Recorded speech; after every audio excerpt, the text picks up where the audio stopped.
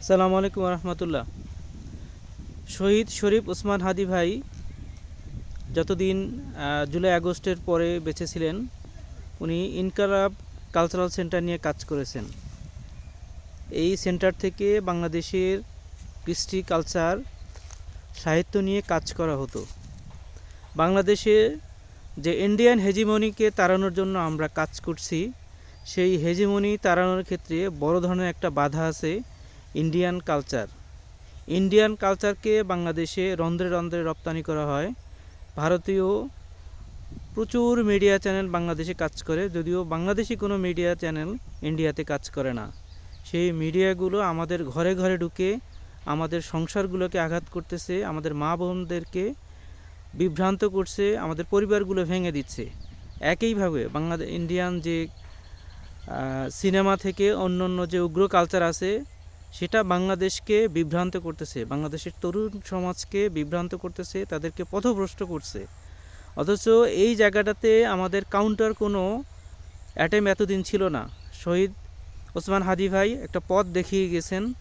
বাংলাদেশের যারা কৃষ্টি কালচার নিয়ে কাজ করে তাদেরকে চোখে আঙ্গুল দিয়ে দেখিয়ে দিয়েছেন যে ইন্ডিয়ান হেজিমনির বিরুদ্ধে লড়াই করতে হলে এটা গুরুত্বপূর্ণ একটা জায়গা যেখানে আমাদেরকে কাজ করতে হবে।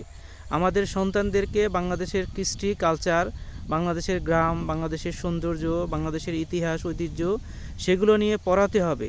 সেই পড়ানোর জন্য প্রাতিষ্ঠানিক উপস্থিতি দরকার হবে। আমাদের প্রাতিষ্ঠানিক যে প্রস্তুতি দরকার সেটা আমাদের এখন থেকে নিতে হবে। আমাদের প্রতিটা ঘরে ঘরে বাংলাদেশি কালচার, বাংলাদেশি রিলিজন, বাংলাদেশি ধর্মীয় এবং সামাজিক যে বন্ধনের যে ব্যাপারটি আছে, এটা বাচ্চাদেরকে শেখাতে হবে। শেখানোর জন্য আমাদের প্রাতিষ্ঠানিক যে সংগঠনগুলো তৈরি করা দরকার, সেগুলোর দিকে মনোযোগী হতে হবে। ইনকলাব কালচারাল সেন্টারের মতো সারা বাংলাদেশে কালচারাল সেন্টার গড়ে তুলতে হবে। একই সাথে ইন্ডিয়ান যেসব নোংরা টিভি চ্যানেল আছে, স্টার জলসা থেকে শুরু করে, জি বাংলা থেকে শুরু করে, যে চ্যানেলগুলো বাংলাদেশের মানুষের পারিবারিক এবং ধর্মীয় রীতিকে শেষ করে দিচ্ছে, সেই চ্যানেলগুলোর ব্রডকাস্টিং বন্ধ করতে হবে। আমরা জানি না বিপ্লবের এই 1.5 বছর পরেও কেন এগুলো নিয়ে কাজ হচ্ছে না। এগুলো নিয়ে কেউ যদি রিড করে বা সামাজিকভাবে কথা বলে, কেন, কারা এবং বন্ধ করতেছে, কারা এই চ্যানেলগুলোর পক্ষে কাজ করতেছে, তাদেরকে আমরা চিহ্নিত করতে হবে।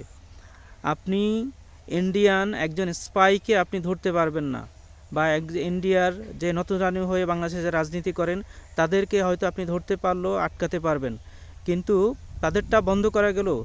কালচারাল যে অ্যাগ্রেশনটা ইন্ডিয়া চালায় বাংলাদেশের টিভি চ্যানেলের মাধ্যমে, সেটা কিন্তু খুবই ভয়াবহ।